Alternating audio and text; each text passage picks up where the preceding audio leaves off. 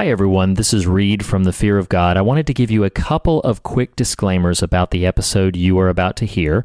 First of all, it was recorded prior to the announcement of Get Out as a contender for the Best Picture at the Academy Awards this year. So I didn't want you to be confused why we mention other award nominations it received without mentioning the Oscars.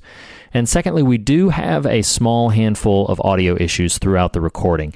It starts off kind of rough, but then it does get much better, so I don't want you to be discouraged by the way it initially sounds. We had a couple of challenges. I had a guest in my home, and you can hear quite a bit of background noise on my end. Also, Nathan was still recovering from being sick, so there's a little bit of scratchiness to his voice, but we don't want you to be discouraged. We feel that the conversation is very strong, and we're very appreciative to our guest for spending the time with us, so we do encourage you to press through and to forgive us for those audio blips, and we hope that you enjoy this conversation about 2017's Jordan Peele directed Get Out. Thank you. Oh, don't you worry about that. I can assure you, I don't answer to anyone. Right. All I know is sometimes, if there's too many white people, I get nervous, you know?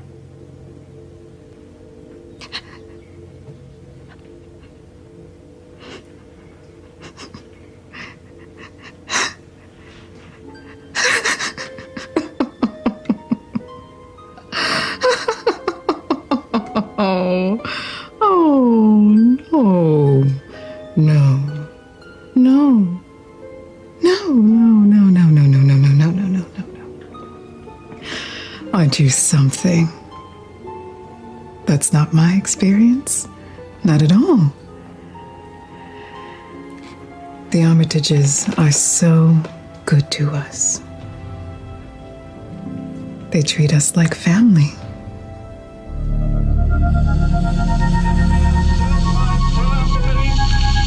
The only thing we have to fear is fear itself. No.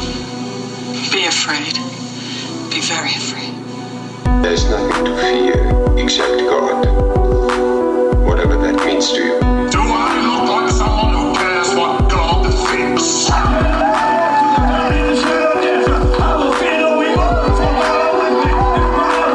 do I say this? Because we got Holy Ghost power! You're listening to The Fear of God, a podcast exploring the intersection between Christianity and the horror genre.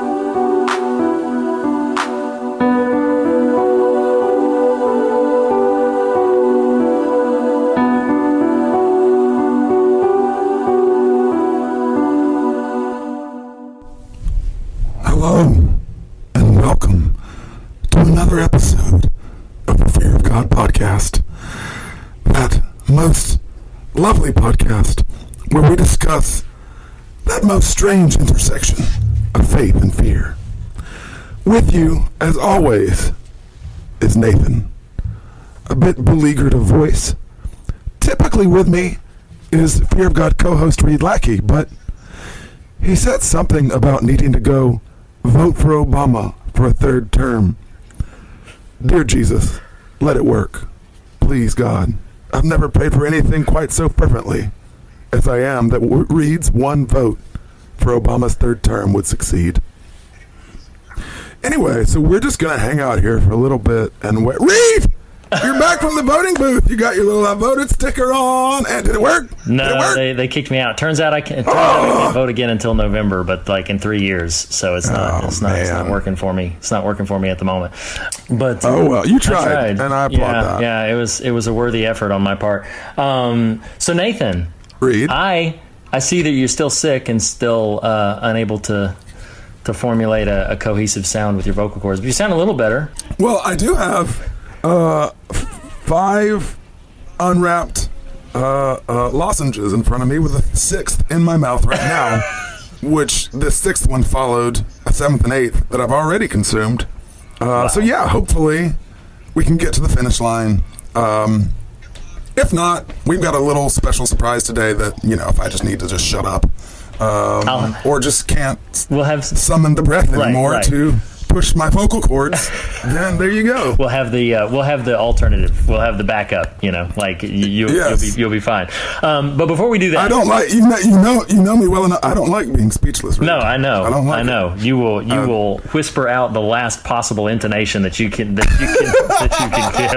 You'll be If it's smart ass and snarky, I will try to find a way. I'll find the breath. So, I noticed you were channeling your inner, calling back to our, first 10 episodes of the podcast. You were channeling your inner Adrian Barbeau from The Fog with "Hello, everybody, welcome." Wow. Yeah, that's exactly what I was doing. Totally. It is. That's what I was going for. But we're not talking about The Fog from 30-something years ago. We're talking about a different film, but I'll wait to reveal that because we have a couple of surprises this episode. So first up, first surprise, you're welcome, listeners, is in lieu of a standard watching, reading, listening to. Although I will say one thing, Nathan, I'm going to cheap out and I'm going to give a brief commercial. What? I'm going to I'm going to give a brief Next commercial. week? No. Here's why. It's because I promised him that I would do this, and I wanted it to be in a prominent episode. I've just got to give a shout out to another. We are part of the More Than One Lesson faculty. The Fear of God is part of the More Than One Lesson faculty. They have a new faculty member called Two Geek Soup. They're going through the Marvel films, one right after another, and their show is great, and I just wanted to give them a shout-out. I almost gave them a shout-out last week, but I didn't know how many people were going to listen to Raw, and I knew a lot of people would listen to this. So that's why I just want to give them a shout-out. Check out Two Geek Soup. I like their show a lot. They're sending a lot. They focus on positivity. They definitely lash against the things that they don't like, but they focus on a more positive spin on it, and it's a really good show. I like it a lot. So Two Geek Soup. Unlike us. Yes. We are not very positive here at the Fear of God. We tend to be very defeatist. And, we're dealing with horror. So that's the thing. Is we're dealing with monstrosities, just as it is. And you're just generally a nihilist, so... Yeah, everybody knows that about me. I just like to watch the world burn. So the next thing that we're going to do, I'm very excited about. At top of every year, we let the listeners vote on what their favorite horror films were for the previous year. So we're going to reveal right here your voted on 10 favorite horror films of 2017. So Nathan, why don't you tell us? Did we do that last year? We did that last year, yeah. And we even threw the list up on Letterboxd. We'll probably do the same thing. I've got a really bad memory. That's bad okay. voice That's and all a right. bad memory. That's all right. You're sick. We're gonna give you a pardon. So yeah, we're gonna reveal these rather quickly. Nathan, why don't you kick us off with number 10? Number 10 on the list of listener voted 2017 favorite horror movies is The Killing of a Sacred Deer, which was kind of it was like a Starman prequel, wasn't it? I don't know. You like that? You like that? That was a good call out. I'm kidding. I know. That was a good call out, though. That's one of my favorite moments. Thank you. No, this is from the director of The Lobster, and it's one that I haven't seen. Oh. Yeah, this is from the director of The Lobster, and I want to see this movie because I heard really good things about it. But yeah, listeners liked it. Number 10. Number 9, I honestly wondered where this would place, if it placed at all. Number 9 is the sequel, the most recent sequel to the Alien series called Alien Covenant. I unfortunately still have not even seen this one. I feel like such a bad technically to ring the bell on you here, it's really a sequel to Prometheus and itself a prequel to the Alien series primarily. I know how stickler you are for chronology. Yeah, I appreciate the... Well, I mean, you're the Alien aficionado. Are you going to be one of those people that watches the Star Wars movies in chronological order because they say episode 1, No, 2, 3? in fact, no. In chronological order? Yes, in chronological order. Yes. Like, in order of production. Production chronological. Right. Yes. Oh, totally. Yes. Yeah. I showed my children, because why are you going to undercut one of the most momentous scenes in cinematic history, right. That being the revelation of Vader's true identity, of course, by showing the ridiculously terrible episodes 1 through 3. When I showed, see, you I know you want to keep moving, but you did this, okay? No, you created this monster right here. So no, when I showed my children the Star Wars movies, you better believe we started with A New Hope. You don't start with Phantom Menace. That's right. Ridiculous. No. Why would you want to impede your children's intellectual development that way? Of course. No, I totally understand. Anyway. So, yeah. Welcome to the show. Who are you talking to? We haven't introduced anybody. Nobody at all. Yeah, nobody at all. Okay, why don't you tell us what number 8 is? Number 8 is the Blumhouse production Happy Death Day, which I've not seen, and We evidently didn't watch a lot of horror movies in 2017. well, you and I together watched about at least half of these. Yeah, we're going to get to the ones. We watched the good ones. No, I'm just kidding. I heard Happy Death Day was really great. Anyway, so yeah, Happy Death Day, number 8. Didn't see it. I want to see it. I heard it was really great. Oh, we finally get to one that I've seen. So number 7 on the list is a film called The Devil's Candy. Like last week with Raw, it's a film that I think was made in 2016, but was actually released in 2017. This was a really fun, really good film. I thought you were going to say, like last week on Raw, The Devil's Candy also featured a Brazilian wax, but that's not where you went. No. Wow. Is this going to be the thing that you just sort of try to introduce to every single episode now? That's just God willing, it'll work. No. He doesn't will it. He told me no. He told me no. Well, apparently there's a whole industry for it. I don't know. But no, The Devil's Candy is a really fun movie. It's on Netflix. You should see it, and it's very, very good. Number 6 is a movie we just discussed 2 weeks ago. 2 weeks. That would be Darren Aronofsky's bonkers Mother. I mean, like, not his mother, but his film. I mean, I don't know. Maybe she shows up in there somewhere, but the film. Mother? Mother? Yes.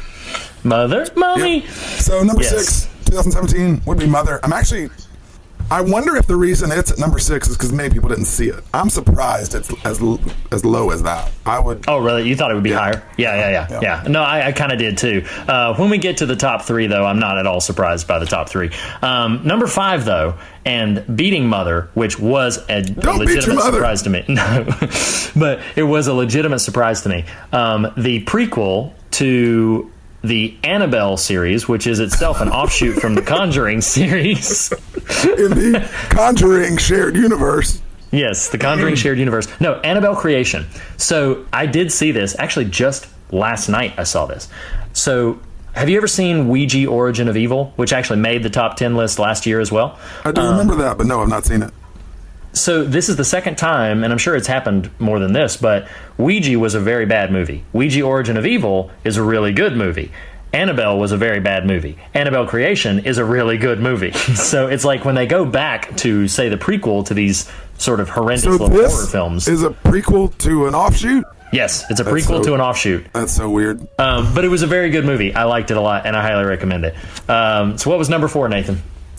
Number 4, Reed, was one that we did cover, and one that we both seen. That would be It Comes at Night. But still, Reed, I just gotta know what is it? What is it? Precisely. I gotta know. I just don't know. Spoiler alert. It was such a good movie. Now, this is one that I was surprised. I thought I had a pretty good idea that number 1 would be what it was, but I thought if anything was going to beat number 1, it was going to be this number 3 that I'm going to reveal right now. None other than the 2017 vision of Stephen King's It. Some people are referring to it as It Chapter 1 or Stephen King's It or whatever, but yes, the reimagining of the horrific events of Derry, It at number 3. So you want to tell us what number 2 is? Number 2 on the 2017 listener voted best horror movies list is one that we covered during hashtag Springtime for Shyamalan, that being Split, featuring James McAvoy. Featuring James McAvoy. It's such a great movie. Now, I tell you what, the reason that and this just kind of worked out this way. The reason that we talked about this list, there was nothing purposeful about it at all, was there? Nothing. It was a purely happy accident. Is because your number 1.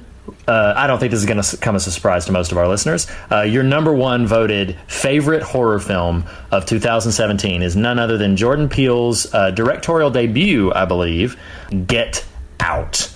So before we actually get into Get Out, I like that. You see what I like?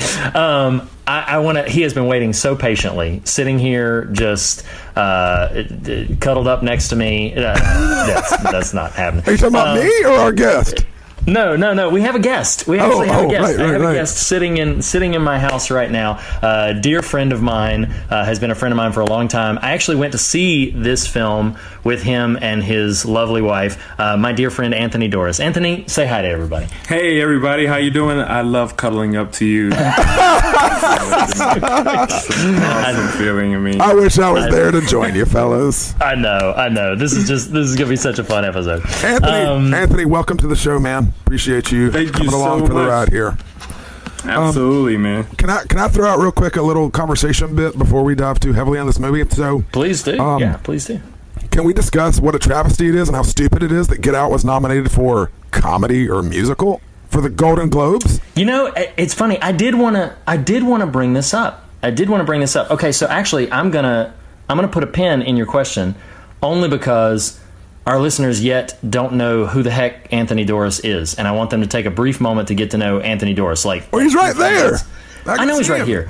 I know him. You know him, but our listeners don't know him. So Anthony, can you take a few minutes and just tell us like what you do for a living? Tell us a little bit about some of your favorite horror films. A little bit about as much about your personal life as you want or don't want to say. But introduce yourself to the audience. Just tell us a little bit about yourself. What do you do? What do you do for a living? What do you do vocationally? So what I do for a living is I'm actually a staff pastor at one of the local churches here. We actually go to church together. We sure do. And I'm over the small groups in our church, and I also am over kind of a multi-site campus kind of group that we're trying to form in Antelope Valley here, the city north of us, and it's pretty cool, and I love doing it. Love being a part of community and building community. And so I'm about 37 years old, have been married for about 18 years to the same awesome. woman. Congratulations. My awesome. high school sweetheart, Karen, and we have 2 children, Ashlyn and Anthony, and I love horror movies. Yes, I really I know. do. I'm a preacher who loves horror movies. This is the thing, is we bonded over this. Like, one of the very first things is because I was like, I've got a friend who loves horror films as much as I do and loves Jesus as much as I do, because like Nathan is really on this show because he loves me. Like that's really the thing. Nathan has come to appreciate the horror genre as we've been educating, but it was really his just affection for me and his affection for getting an opportunity to speak. Right? That's true. I mean, let's be honest. As I gravelly speak into this microphone. Raw. Oh, man. Listeners, I'm as ready for me to have my voice back as you are, so I apologize. Now, you mentioned, Anthony, that you love horror films. Do you have some favorites? What are some favorites? I do have some favorites. So I have some favorites. One of my favorites you actually introduced me to. Oh, really? I never saw this movie before I met you, but it's called It Follows. Oh, yes. One of the greatest With Jimmy. horror movies With I've ever Jimmy. seen. With Jimmy. Featuring Jimmy, the monster. Right. Is this inside? Wait a minute. This is inside, Okay. but we call the It Follows monster Jimmy because he just needs a name. He just needs some name somewhere. I love Anthony, it. I love it. you've got to go listen to that podcast. Oh, I have to. We did on It Follows. If you listen to our It Follows episode, you will hear the only time I think that Nathan has ever been unable to speak for laughter, and he had to pivot it over to me because he like lost it. He could not say another word for laughter. Is there a particular scene why you call this monster Jimmy? Yes. No. Well, Say no more. well, no. Listen, that's why it's funny, because in the moment, we just kept referring to it, like the It monster, it, this and that. Yeah. And in the moment, I was like, well, come on, we need a name to call it that. And that name, which I don't know what this says, but that name popped into my head. So it was kind of like I walked into the joke, because all of a sudden we're talking about the scene of, is it the naked man or the naked what? They're all naked at some point. Everybody's naked. Yeah. Everybody's naked and it follows. And so it just, I lost it. I could not regain my composure. But no, it was not an intentional moment, as the best comedic moments aren't. Oh my gosh. So yeah, Anthony, I'm so honored to have you on the show. When you and I talked, it was way back, shortly after we had first seen it Get Out in the theater. We had talked about, no, you know what? before we dive into that, did you have other? I do have two other ones. So It Follows. So It Follows, really old school one. I saw when I was a kid, and it freaked me out. I had a lot of dreams about it, so that's why it's one of my favorites. Sure. Candyman. Candyman. I've been trying to get us to talk about Candyman for a long time. Yes. Love that one. It freaked me out a lot. And then the other one is, I don't even know if we can categorize it as a horror movie, but it was horror to me. I don't know if you ever saw it, but it was Oprah's Beloved. Oh yeah. It was directed by Jonathan Demme. Yeah, it was Jonathan Demme directed quite a few thrillers. I definitely think it's got a kind of a ghostly macabre feel to it. Absolutely. So yeah, I would definitely categorize that as horror. With some of the films that we've squeezed into this category of counting as horror, Beloved definitely counts. There you go. No question. It freaked me out. So I want three of my favorites right there. Yeah. Oh, that's awesome. That's fantastic. Well, again, kind of pivoting back into this, thank you so much for taking the time to be with us tonight. We're going to get to your question about the Golden Globes, Nathan. We're going to do that. But I just have to say how weird it was to me. This was a very weird moment to me because in the nature of this specific film, I was like, okay, Anthony and I saw it together, and I was like, Nathan and I are going to talk about it. But I felt that we would be so void, so ill-equipped to talk about it without having someone who was black on the show. And this is one of the only times, I think, in the history of our friendship where I've ever been like, But you told me I'm not enough. Oh, I thought you were telling me. No, I'm not talking to you. Our friendship, you're like, Nathan, you're not enough. I need a black man.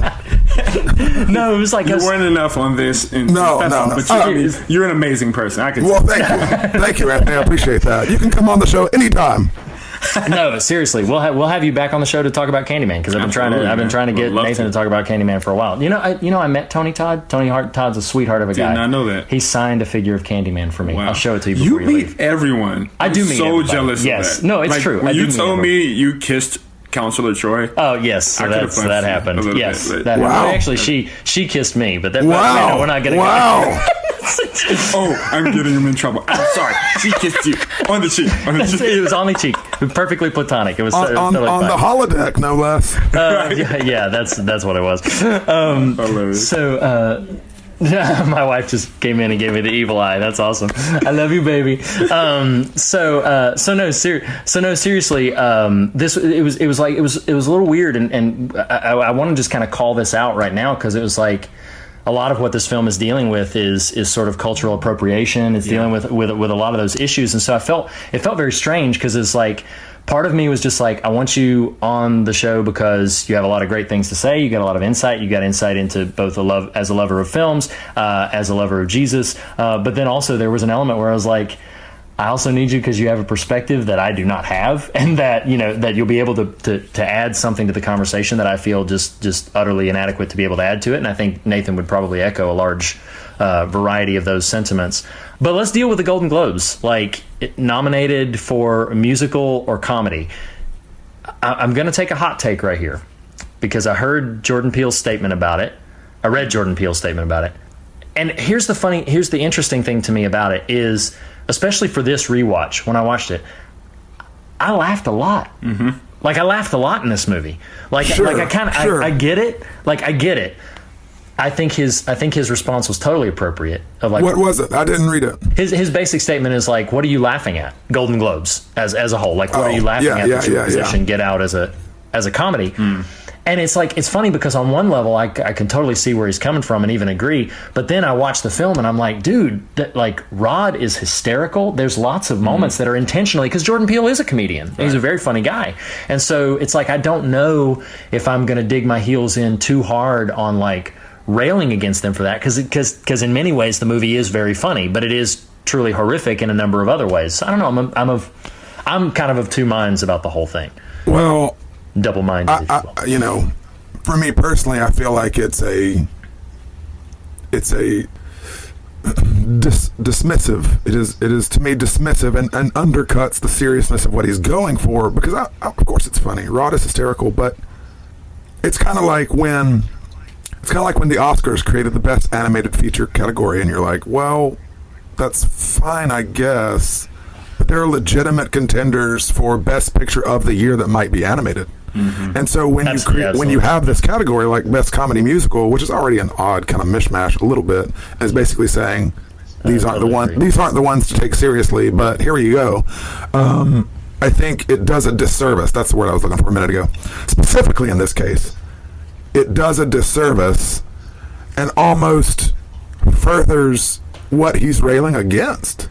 Like, come on. Like, he's trying to make a very specific statement. Now, he may be using comedy as a buffer, as a candy coating to a very serious, but regardless of horror or not, I mean, I guess why it felt bad to me is it feels like it dismisses and does a disservice to what I think is a very strong conversation he's trying to make happen.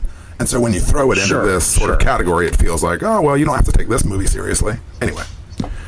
Yeah, and I could totally see that. Yeah. What were your thoughts on that? Yeah, you know what? This is my first time hearing about that. I had been kind of on a media blackout for other reasons, but man, that's so surprising to me, and I agree. I think it's dismissive. I think, I was looking at the movie again yesterday and today, and there's some really strong themes in this movie that, man, especially in, what Hollywood went through with all of the things that happened in the last Oscars and all that stuff. Like, there's some things that we really need to talk about, and there's some things that's still going on today, and with our president and all the things that are happening with race in our country. There's a lot of things we need to talk about, and I think it really is dismissive to not, make it a serious contender, in those categories. And I think just making it a comedy definitely does say, oh, this is not that serious. Well, let me for a moment be really dismissive to the Golden Globes. The fact that they would lump in like drama, and this gets derided frequently in the critic circles that I'm privy to be a part of. That's like they have, your best motion picture drama, and then you just lump together all of these like, musical, comedy, bluegrass band, whatever, like they're throwing in whatever they can. And I had a friend, I actually believe this was Tyler, our benefactor, who said, like, and there's a reason why they end with best motion picture drama, because in their eyes that's the real one. And I think that's why that's to your point of the dismissive nature of like, well, we'll throw the bone to this other sort of subset of things, but the real one is the one that we're actually gonna conclude with, as it were. Yeah, that's exactly what I'm making. And if anything, and this is a stretch, but I think it's got some validity, if there's any value to it being placed in the not to be taken serious category, it's that it almost becomes a Trojan horse if you watch it. And you're like, just the casual media consumer, you're like, oh, well, this is supposed to be funny. It's comedy. And then you watch it and you're like, oh my God, I don't know what I'm watching. Yeah. I'm a terrible person. Well, let's dive into it a little bit. We usually up top go in with guns a-blazing about a little bit of trivia of this film. I tried to do a little bit of research before coming in. I feel very ill prepared for this specific element of the conversation, specifically the trivia related bits. You don't have any trivia bits, do you? That was very presumptuous of you there, buddy. No, well, you've been doing some reading. I don't know. I do. So in terms of trivial bits, in doing a little bit of reading, there were a couple of alternate endings. Oh, yes. One is Jordan Peele originally intended the film to end with the lead character, Chris, being arrested for the murder of these characters. And then Rod meets up with Chris in jail and asks him information about them. But by the time production began, there had been a bunch of police shootings, which, in Peele's words, made the situation surrounding racism just, in his words, more woke, and he decided the film needed a happy ending. So I found that really interesting, because what's fascinating about even using that language of happy ending, like, I think there's such... Anyway, well, we can get into this, but it skirts with thematic stuff, but... Well, yes, it's... I'm fine with this conversation being a little bit more free-flowing, especially Anthony's presence here. Like, let's just go where the conversation goes. While it is technically, quote-unquote, a happy ending on a certain level for that character, it's a brilliant filmmaking turn because it's so subversive. Because Yes. I remember the first time I watched the movie thinking, oh my God, this is so bad. Like, this sucks.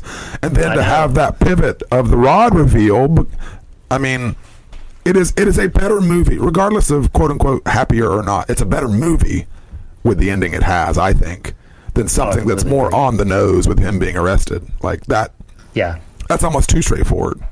Whereas in this case, it plays to your biases and expectations and just sort of, I don't know. I think it's an incredibly strong ending. Yeah, well, and you had specifically, when we talked about your coming onto the show, you had specifically called out that ending. I want to give you a few minutes to talk about that, or any like what did you think the same thing when? I mean, obviously he's gotten out finally. He's gotten out of his house. And he's about to get away, and I think the whole audience feels that same sort of gasp when the lights pull up, when the cop lights pull up. What was like? Where did you think? Did you think the film was going to go there for this film? That it was just going to be utter tragedy for him? I mean, I can tell you right now, when I was looking at that film and when that siren came up and the lights were flashing, I said, here we go. What's going to happen? Yeah. He's not going to get out. Right, exactly. You know what I mean? That's what I thought. I'm like, he's not going to get out. This is going to, because this is what happens. Sure. You know what I mean? And I thought, like, wow, this is going to be a crazy ending. You know what I mean? Because this is what really happens sometimes. You know what I mean? Not all the times, but a lot of the time this is what happens. You know what I mean? I was like, this is what's going to happen. This is going to be crazy. That's going to be a crazy ending. Yeah, I'm going to love it. Right. I actually wanted him to have that ending. Oh, really? I wanted him to go full blown and do it, because that's kind of the reality kicker at the end. You know what I mean? Nobody's really like replacing brains and stuff like that and all that jazz. Yeah. You know what I mean? But I wanted him to kind of give a punch in that. Or are they, right? I want him to give a punch of that reality at the end. You know what I mean? Kind of like a gut punch. Like almost like I was watching because you told me to start watching the Saws again. Oh, yes. At the end of the first Saw, that was just a gut punch that guy was stuck in that room the whole time. And that's how they ended it. And you felt horrible coming out of that movie, because usually at the end of horror movies, there's like, good overcomes evil type of thing. Right. But it doesn't happen. It didn't happen in the Saw, and I wanted kind of like that to happen here, just to say, hey, this is a dose of reality. After all of this. And that's something worth noting, because I think the ending that we get is, I think the entire audience feels that way when they see those lights pull up. We start thinking like, oh crap, there is no way that some police officer is going to believe that he's the one been imprisoned by these white people. Right. There's no way that anybody's going to believe him. So then when it turns out to be Rod, I do admire the cleverness. I do admire the spin, the flip that he's put on it, and it gives it's a great payoff to everything that we've seen of Rod up to that point. Right. Right. But and I mean, it is happy ending or otherwise. I think that he manages to have his cake and eat it too.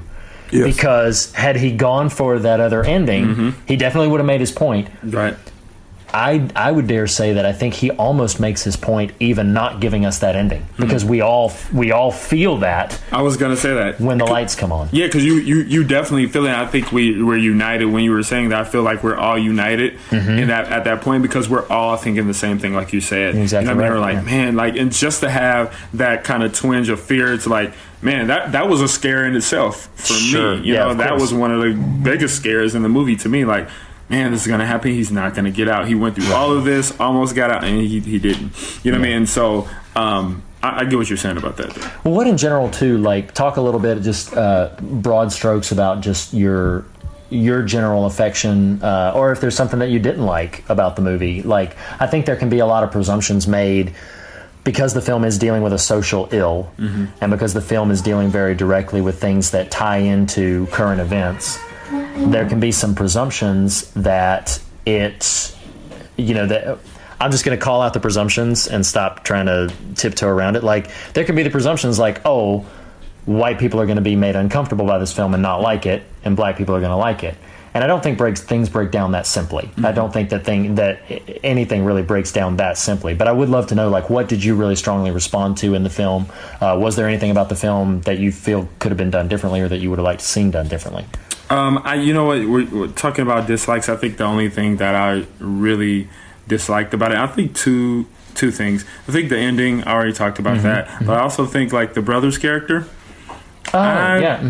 I didn't really. I don't know if it was. He was a little over the top. Yeah, a little over the top, little unnecessary for me. I just didn't. I don't know, but you know, I get they had to have the full family and all that jazz, but you know, the kind of that was my thing. But other than that, I thought it hit a lot of good tones. You know what I mean? I thought the music in the movie was good. Oh my gosh, yes. I thought, you know, the placement of the music was really good. I think he paid a really good homage to horror movies in general. Oh, you know, unquestionably. with the scares, with the creepiness, you know what I mean? All that stuff. It was really amazing. And for him to do his first film and it to be a horror movie, and him to, you know, kind of be true to himself, to who he is, putting the comedy in it and weaving that masterfully into the horror movie and having it be a real horror movie, because I think we talked about that before. You know what I mean? Things are real horror movies. I think this one was a real horror movie. Yeah, I had totally a great agree. Story, had good scares, it freaked you out. You know what I mean? And it kind of like, you know, kicked you to reality sometimes. You know, at times. You know what I mean? So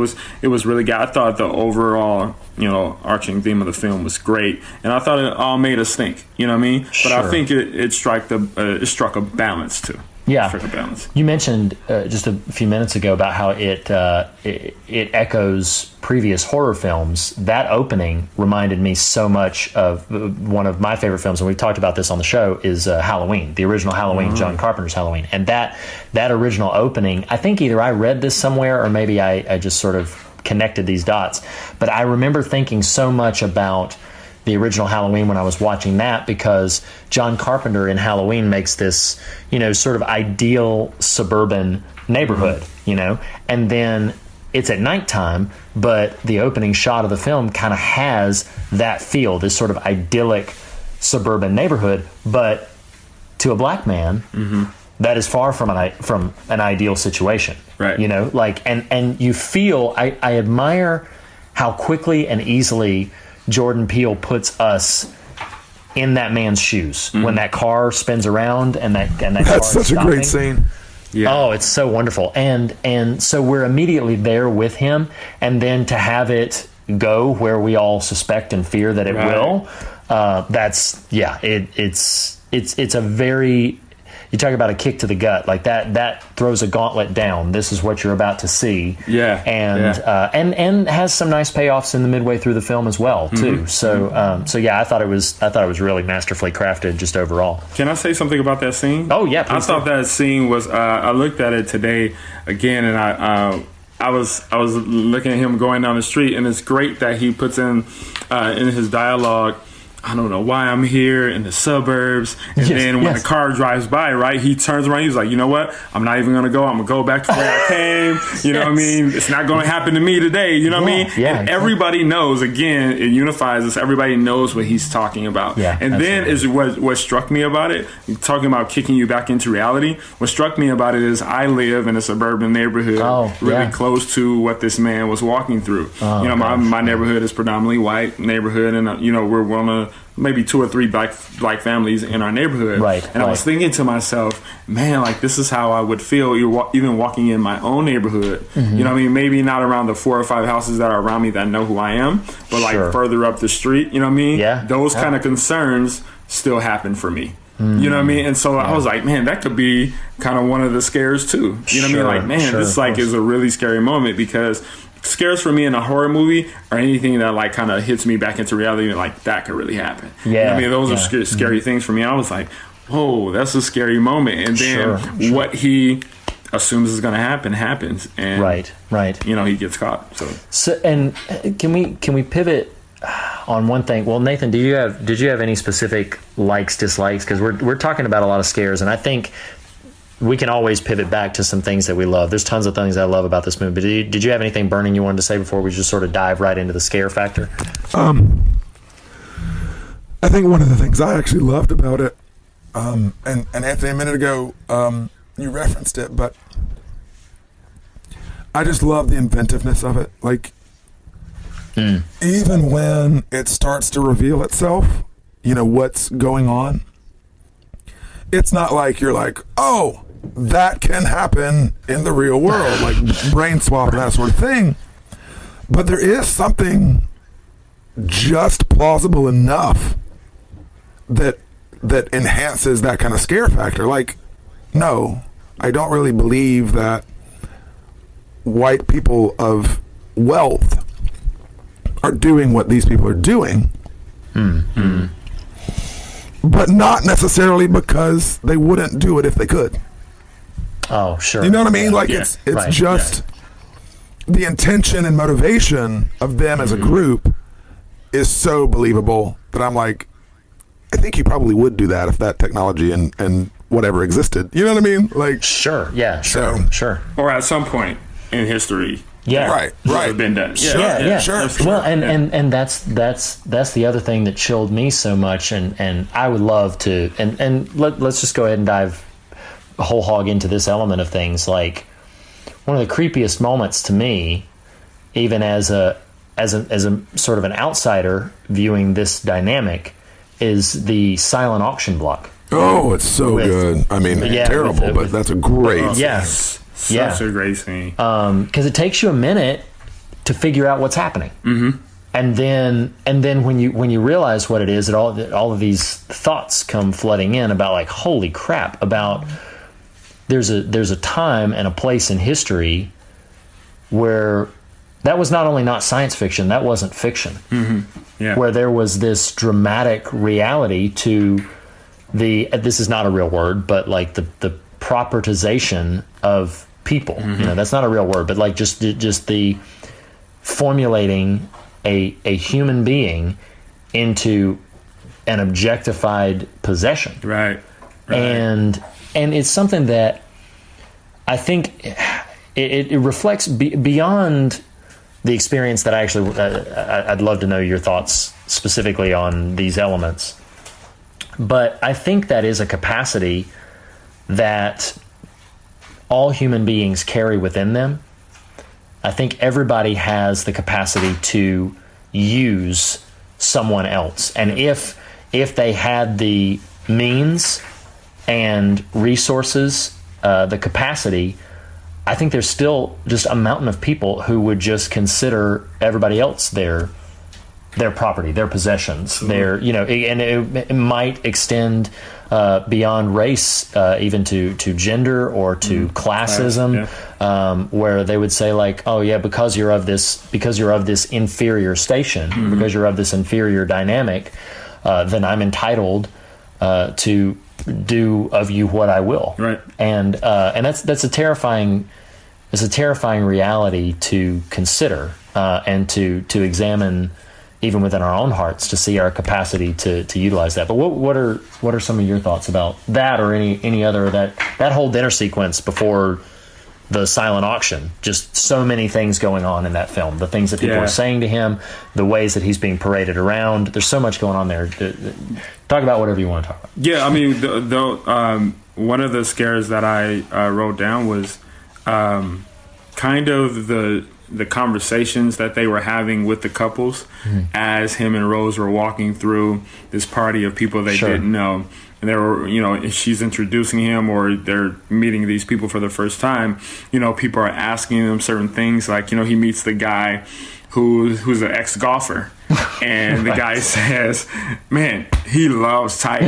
You know, it's almost this, and there's a lot of these stereotypes that go on with these conversations, like, you know, this, or the dad, you know, saying, my man, Right. you know what I mean? And it's that thing, those things like really still happen in society, you know, with the like, oh, I have black friends, or I love Tiger, or, you know what I mean, trying to bridge this gap, you know what I mean, because we know it's there, you know what I mean, that kind of thing. But also figuring out that they're not just asking him because you know, they want to know if he golfed before, but they want to know, can he live in your body? Yes. You know what I mean? Like, oh my God. which is crazy. You know what I mean? Like, and they're kind of just scoping him out. Like, let me see your, and they cut that scene by saying, the older guy says, let's see your form.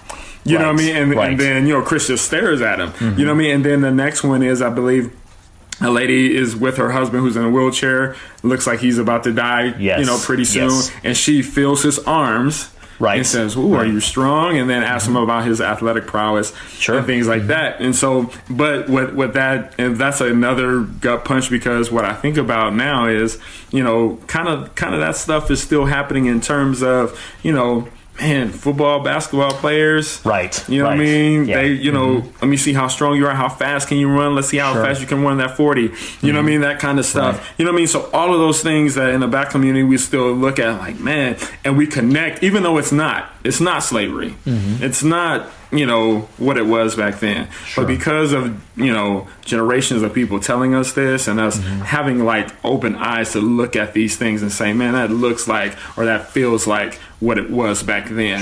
You know what I mean? We pay attention to those things more than maybe others would. You know what I mean? So that's even was looking at that, I was like, wow, these guys, this guy is on an auction block. You know what I mean? And they're walking him through kind of like picking up his attributes and trying to see who he is. So that was all really creepy. That was really creepy. And then that culminates, it precedes the auction block scene, but from a film back to the filmmaking too, like that culminates in one of the most creepy moments in the movie when Chris gets really flustered outside and storms inside and up the stairs, and like the whole action on screen stops and everyone pivots. That's such, from a filmmaking, from a film craft standpoint, it's brilliant.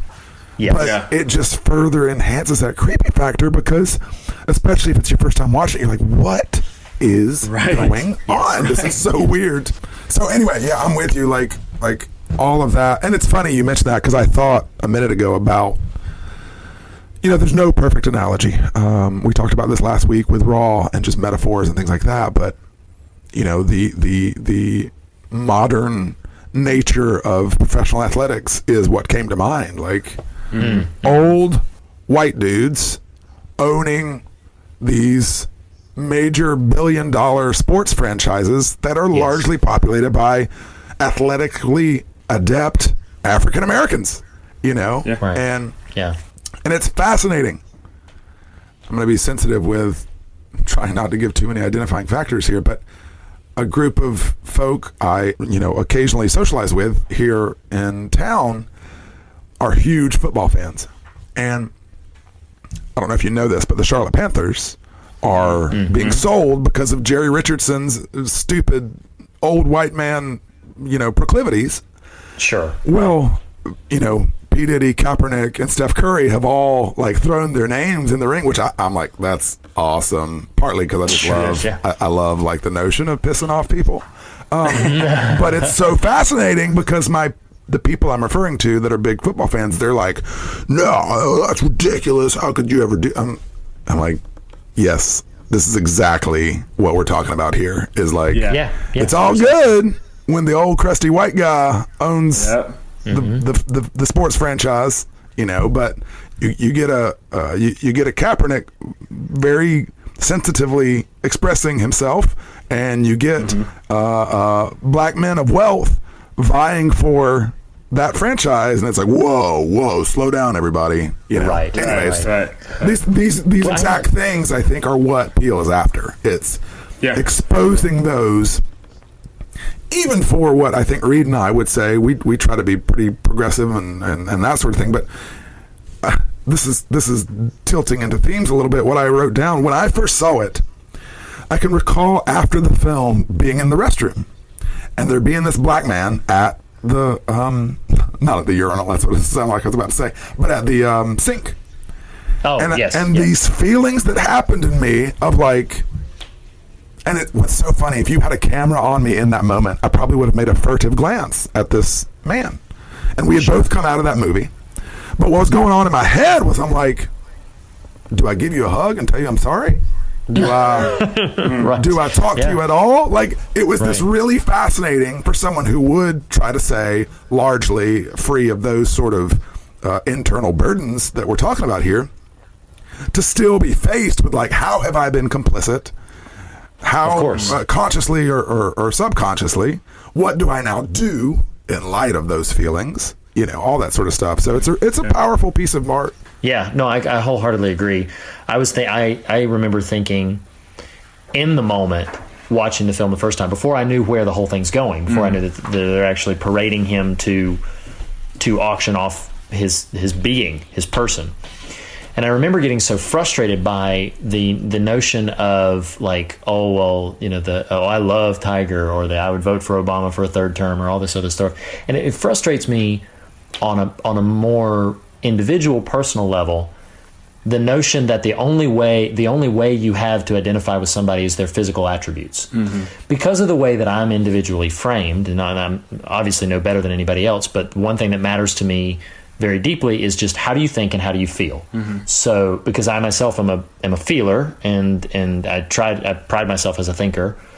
So when I want to connect to somebody, physical attributes is almost secondary to how do you think and how do you feel. Right. And so it frustrates me sometimes, and this is not to say I'm devoid of complicity in any of these things, but it frustrates me sometimes when people feel like the way they can connect or relate to somebody is, well, let me tap into a shared connecting physical attribute point. And I don't know, because maybe I'm being too judgmental even in calling that out, because maybe some people, like I'm a thinker and a feeler, but maybe other people, that is how they relate to somebody, is like, oh, you look like me.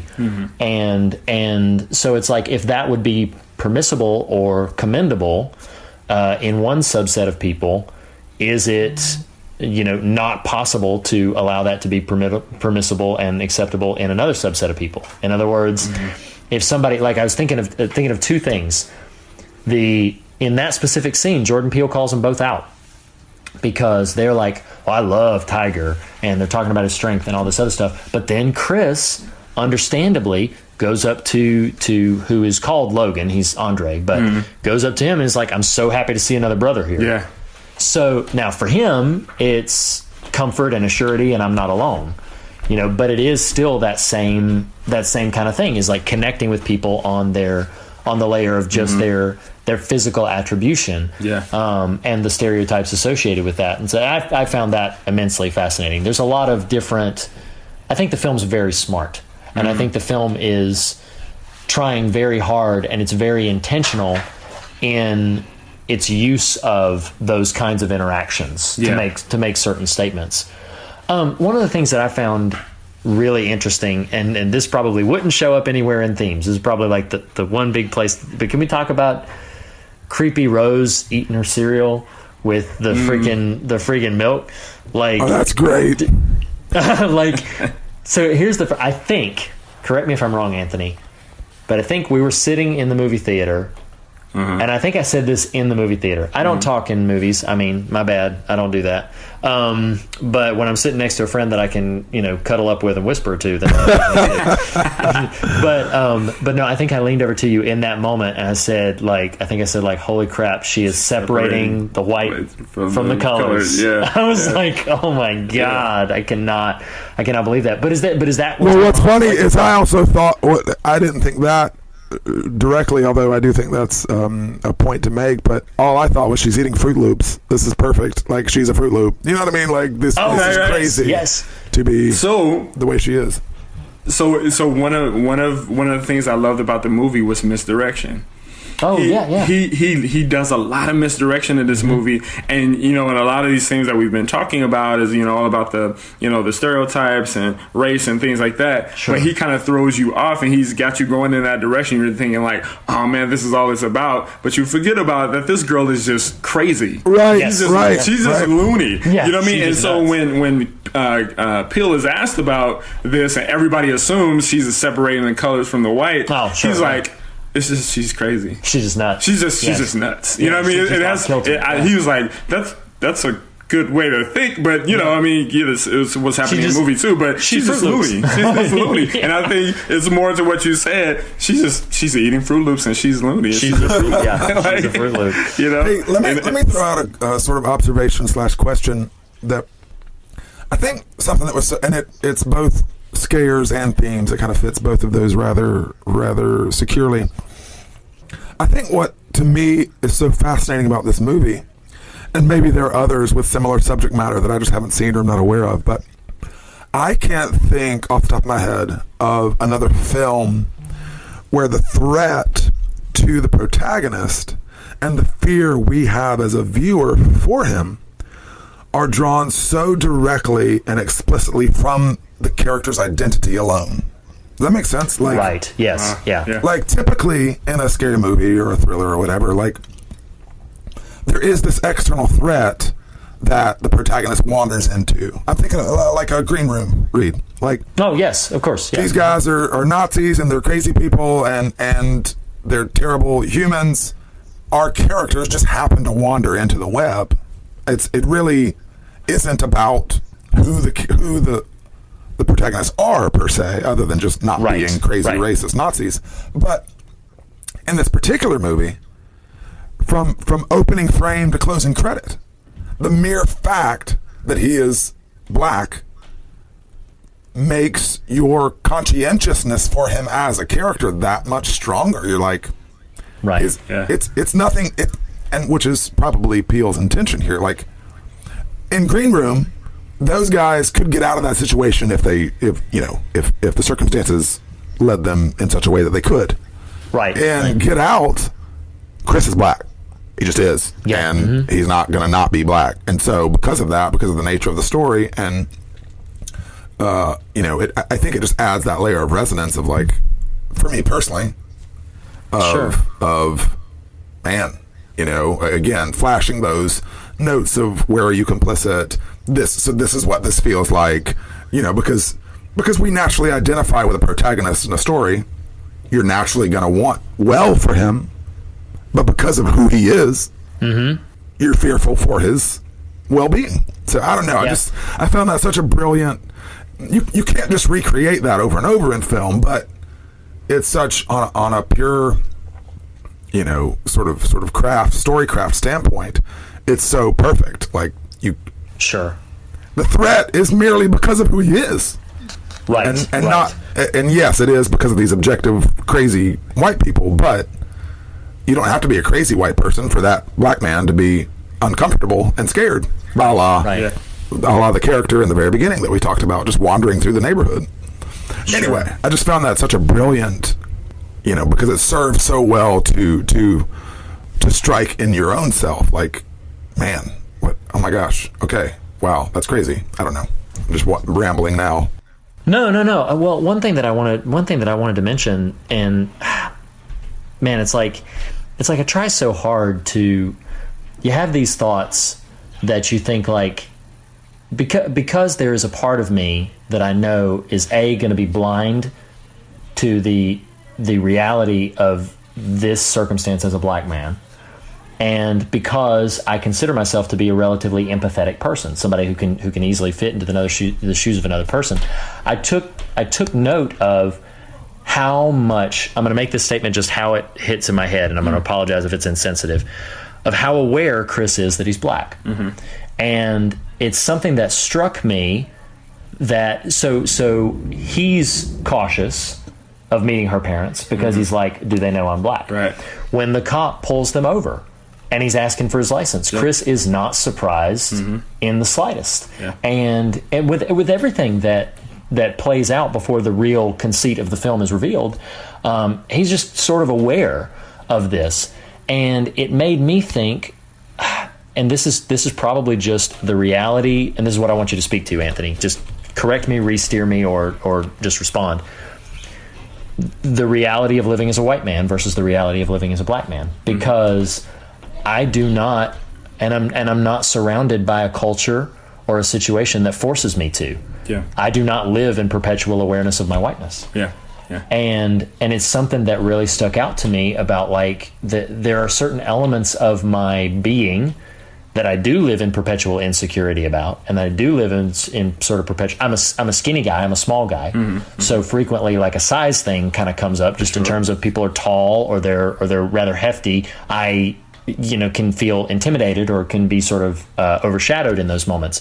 But my race, my identity, does not play a factor. And so, like, I don't even know if I'm setting up a question, but I'd love to hear your thoughts on that element of things. I think responding to what both of you guys said, I was thinking when you were talking that even the complexion of the actors who were Yeah. black in the movie Yeah. really mattered, and he picked darker black people. He didn't pick people who were more of my complexion. Listeners, I know you can't see me, but I'm more of kind of the Will Smithish type of hue. You know what I mean? So he didn't pick that kind of actor. He picked more, kind of Wesley Snipes, Forrest Whitaker, Hugh type of actors, and I thought that was really important because even in the black community, because of way back in slavery and things like that, we were even separated in that. Like the lighter you were, the better you were. The darker you were, the worse you were. Right, and so we are aware of that. We are aware of our blackness, the shade of our blackness. You know what I mean? If we're darker, then you know what I mean, because the lighter you are, the more easily you can kind of like blend into society or to to white society, you know what I mean, because even in black communities, you know what I mean, the closer you get to light is the closer you get to right, kind of. You know what I mean? Dang. And so and I understand this too about where you're sitting, right? And I think this is where we as Christians with this whole race thing have to think about grace, right? Because what the movie really does with you following the protagonist is it puts you in his seat, like you guys were saying, you know what I mean? And you sit where he sits, but even and you might not have, kind of, you didn't grow up, like you said, in that kind of culture to understand what he's going through, really, but you get a taste of it. You know what I mean? I think that's what Peele wants to do, is give you a taste of that, you know what I mean? And you to understand that, but also to start these kind of conversations that we're having here today. You know what I mean? And say, man, like, do you really feel like that when you walk through a suburb? Is that how you really feel? May that be how Trayvon Martin was feeling when he was walking home? You know what I mean? That kind of thing. You want to, just kind of, he's building this bridge to have these conversations that we all need to have. You know what I mean? But also, I think as African Americans, we've got to understand that when you sit in the privilege that you have, of course, you sit in that privilege, you really don't understand even the privilege because you're sitting in it, so you don't see it. You know what I mean? And I understood this, and when somebody said that to me, I understood this about gender. You know what I mean? I really don't understand the privilege I sit in as a man. You know what I mean? Because when I started looking at like the Me Too movement and all that kind of stuff, of course, you know what I mean? Like I have a lot of privilege as a man that a woman just doesn't have, even a white woman doesn't have. Of course. You know what I mean? And so it's, so I don't see it. So what I try to do is I try to sit where those people sit that don't have the privilege that I have, and say, and kind of, say, take my feelings off the board and say, hey, how are you feeling about this? You know what I mean? And empathy is all about not trying to fix things, but trying to understand things. You know what I mean? And trying to, I always say this, Jesus with the woman at the well did this really awesomely with her. He sat where she sat. This was a woman who was outcast, coming out the well the wrong time of the day, the wrong well, with nobody. He knew she was an outcast, and he could have been an outcast by sitting with her, talking to her, but he sits where she sits. And I think that's what, we need to do with this movie and all of the things that kind of spur us on to these conversations, is sit where other people sit, to say, man, is that how you really feel? Because I'm really sorry about that, and I don't want you to go through that. You know what I mean? And here's the other thing I want a lot of my white brothers and sisters to know, is that we don't want, or I don't want you to feel guilty about what happened in the past, because Reed, you guys weren't owning slaves, and I don't even know if your family owned slaves. I honestly don't even know if my family was in slavery. Actually, I don't even know that. You know what I mean? I don't know back that far, and so I don't want you to feel guilty. I just want you to understand. I just want you to understand. You know what I mean? And I think this movie helps us kind of get an understanding. It's funny, it's horror, it's fun to watch. You know what I mean? But it brings up these serious conversations that we can have to understand each other. I think you just brought up a really profound point. So I didn't see any of these tweets. I don't know that much about this, but I believe the rapper Lecrae, the noted Christian rapper, I think Grammy-winning rapper, he had tweeted, I forget what... I think I know where you're going. Oh, yeah, you may. He had tweeted at one point a picture of black men and women in cotton fields, and he said, "My family," on July 4th, 1776. Well, where I thought you were going there, I'm sorry to interrupt. He also. No, it's okay. He also, I'm pretty sure it was Lecrae. It was either him or Kendrick Lamar, but I'm pretty sure it was Lecrae. Lecrae tweeted a GIF of Catherine Keener in, this is where I thought you were going there, in Get Out, stirring the tea, at Ben Carson. Oh, for real? Yeah, for real. Yeah. Like during the election season? Uh-huh. Or was it following? Well, I'm pretty sure it's once Carson came on board with HUD and all that sort of stuff. So, but yeah. Sure, of course. It was intended as, hey man, you've been taken. Wow. Oh, heck yeah. Second place. Dang. Yeah. And see, and that's the other thing. That's the other thing too. Is like what you said about. I think that golly, I'm going to be a little bold in my language here. Like, understanding does not equate with guilt. Yeah. Like for me to encounter something that, because here's the other thing that sometimes gets leveled at this film is I've heard people call it overly preachy, and I've seen overly preachy films. I do not put Get Out in that category. But if I'm looking at this and I'm looking at situations that it's like, okay, well, this makes it uncomfortable, or this can sometimes make something uncomfortable. Mm. I think about it, like you mentioned, as a man looking at this other thing. I think there is a difference between guilting and shaming, and the struggle to get someone to understand. Yeah. And I think that they do not have to be synonymous with one another. And for someone to be sitting in an arena, and it's like, you know, I've been in places where I'm like, well, now I just feel bad for being white. Like I've been in arenas like that. And then I've been in other arenas where that maybe was the same exact subject, but not the same sensibility, and not the same tone towards, like, there are plenty of times where I have to acknowledge, like, there are things I am not going to understand. I'm never going to understand what it's like to be a woman. I'm never going to understand what it's like to be any other race or nationality other than white. Right. I'm never going to understand what it was like to grow up in the Bronx, or like any another of these other things that I'm just never gonna, because I have the understandings that I have. Yeah. And if we have the courage to share understandings, without either feeling defensive, feeling like we need to, cry out against, like, hey, don't guilt me, don't shame me, anything like that. Because I've heard, like, so many people, when you talk about race relationships, so many people will say, from the opposite frame that you just expressed, they will say, like, well, my family didn't own slaves, and my family didn't. Like, well, first of all, that's not the point. Yeah. Second of all, regardless of that, there's a phrase, I think I've used it on the pod before, and this is a foundational phrase for me in understanding reconciliation and matters of kind of coming together, trying to unite what was previously divided. The phrase is, and I heard it first at work, but it's not my fault, but it is my responsibility. And this understanding of, I maybe I did. To my knowledge, I have not been openly and actively a propitiator of that kind of behavior or that kind of attitude towards members of another race. To my knowledge, I haven't been. Maybe there are instances, because I grew up in the South. It's entirely possible that out of pure ignorance and out of pure lack of understanding.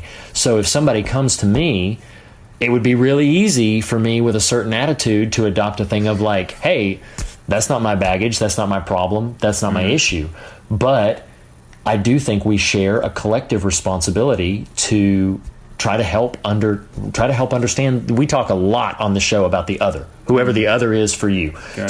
So the other, as a 30-something middle-class white American Christian male, I have a lot of others, quote unquote, and there's a lot of weight of understanding that I have to try to take on. I have to try to say, like, okay, what is the world like for you, and what is the rhythm of a normal day like for you? What is what is it to walk in your shoes? And I do struggle sometimes with people who are so adamantly resistant to that. Yeah. We've talked before about, the situation within the NFL and the national anthem and all of these things that people want to. Well, the Lecrae thing that I was going to bring up is as soon as he, tweeted that, my family on July 4th, 1776, a lot of people. So the internet's just a terrible place, but a lot of people are just like, okay, yeah, they're like, okay, I'm done with you, man. Like, I always supported you. Like, it's supposed to be about a gospel thing. You're making it about a race thing, and it's like, no, this is.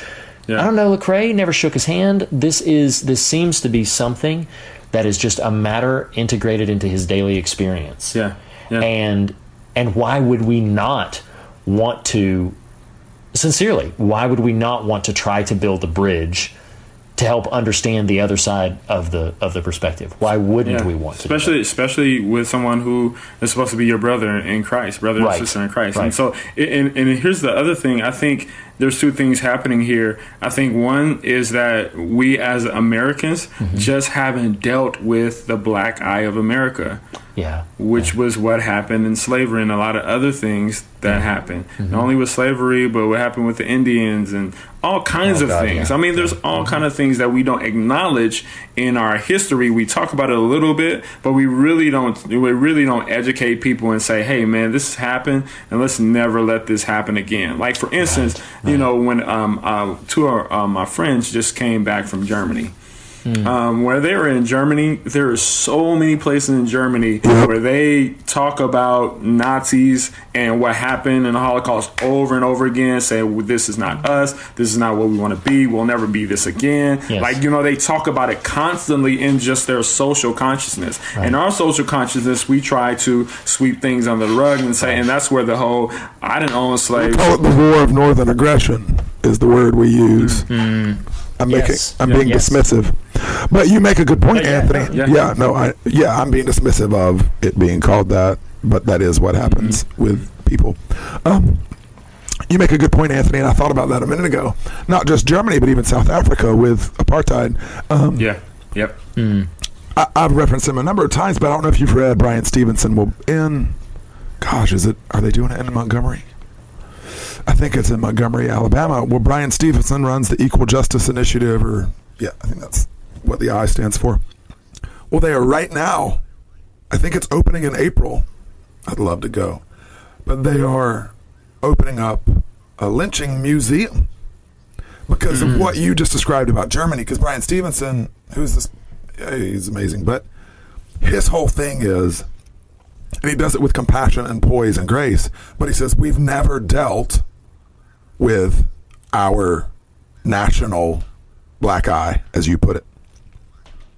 And his efforts with the Institute or with the initiative is to push and cultivate and foster that conversation, which you don't get much more brazen than in Montgomery, Alabama, opening a lynching museum. I don't know if you know this, Reed, but what they've done is they've gone to 300? All these different sites of lynchings throughout the country. And they've gathered soil samples. And they've got two, we'll call them jars. I think they are actually jars. So EJI, from all these sites of lynchings throughout primarily the South, but the country period, they've got two jars. They've got one they're going to keep at the museum, and one they have sent to the counties where this happened as a prompt, basically saying, hey, are you going to display this or not? Like a marker. Because what Stevenson talks about is in Germany, they have markers everywhere. Like, this is recognition. But no, you make a great point, and I think for people like Reed and I, and folk of folk of privilege by virtue of skin tone, like Reed, your comment about Lecrae's tweet that you then piggybacked on, Anthony, that now I am going to further do.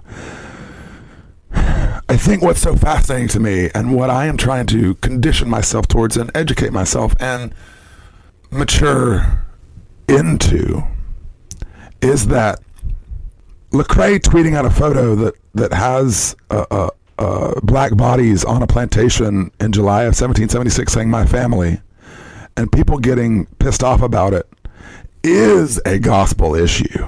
Yes. Because, man, our inability Reed referenced a minute ago our conversations about the other all the time, and like to somehow say, oh no man, I'm not listening to your music anymore, that's as much a reflection of a sinful heart, to be frank. Sinful's not the right word I'm looking for, but you know what I mean. If the gospel isn't a holistic exercise that swallows us all up in grace and love, and more than that, recognizes however little physical complicity I had in what happened to Lecrae's in Lecrae's image, I do bear the weight of that, and to deny that need for reconciliation is to maintain a splinter in what I would call the gospel. It's like, well, yeah, Jesus died for me and I'm going to heaven, and I guess you're going to heaven too. I don't really have to worry about how that plays out on a very practical level and the implications that has for me as I relate to you in the world, because, man, all lives matter. No. Right. Go ahead, please. I think it goes back to the second thing I was going to say about what's going on here. The first was that we're not recognizing the black guy as a nation, but the other thing is it's a heart problem. Yes. This is strictly a heart problem. Right. The reason why we don't want to look at movies like this is because it offends our sensibilities, it offends who we are, and it makes us uncomfortable, and I don't want to talk about it. Right. You know what I mean? And that's not a black or white thing. That's just a human heart thing. You know what I mean? And it's like, and what you're saying is so true. Is we need to, and I think this is where, again, we need to have some grace and say, you know what? We need to tackle this. We need to tackle the hard stuff. Mm-hmm. We need to talk. You know what I mean? And we need to talk about this and work this out. You know what I mean? And see how each other feels and bring the gospel into it so it can bring some reconciliation. You know what I mean? And so I agree with that totally, Nathan. And I think that's one thing that I wish so badly that, and I mean, I think it does happen in pockets of isolated individual homes, but not nearly enough, and it hasn't reached the hill, the Capitol Hill, or the Church Hill, or the Mansion on the Hill. It hasn't reached those places. But I think there are conversations that take place where people do desperately want to understand. Absolutely. But one of the things that I think is really getting, because we've kind of drifted a little bit away from Get Out, but let me bring this back to it. I think it is really smart and sharp that he made this group of people pose as like a woke liberal family. Mm-hmm. Because I think there is as much danger. I sincerely believe this. I know this is going to be a bold statement, but I think there is as much danger in feeling self-righteous about your own understanding of a thing as there is in being woefully ignorant and oblivious to it. Like recently, as we're recording this, there was some comments made from and these comments are now being disputed. I believe they were made. You know where I stand on this, but of course they were made. Of course they were made. It sounds just like him. Like, I don't know why anybody thinks this wasn't said. But where the current president referred to certain nations as, I'll just use the sanitized word, as crap holes. He didn't use that word. But one of the things that I think about when I look at this is I'm thinking of when you can categorize a whole swath of people as that. I even said this to a couple of people. I'm like, why am I all mad that he said what we know? Right. People obviously think. Mm-hmm. Why are we mad that there's this verbalization? Because I do think there can be this insane safety in saying like, oh no, I have tons of black friends. Oh no, I loved Obama. Oh no, I have this other. There can be this safety where people like myself or people like Nathan or those of us who don't let me in with you. Don't let me in with you. I'm the problem. I get it. I'm the problem. But like where we can have a tendency to feel very self-assured that we don't have to deal with the problem, when that couldn't be further from the truth. The reality is that we have a shared culpability, that we have this complete, that we all like the body, and this is why it's so frustrating to see it in religious circles, but we all like the body. We can't say, oh, that's not my problem. That's not my issue. Like I said earlier, it may not be your fault, but it is your responsibility. Like, we have a shared responsibility, and we do have the ability to, even if we aren't given direct authority over it, we have the ability to influence things in subtle ways, one way or another. I cannot believe I'm even going to say this, but I'm just going to go ahead and say it. So, there's a buddy of mine at work, and I forget, gosh, I'm not even going to try to pretend that I remember where his specific heritage is, but his birthday was just recently. His birthday is today. We are recording on Martin Luther King Jr. Day.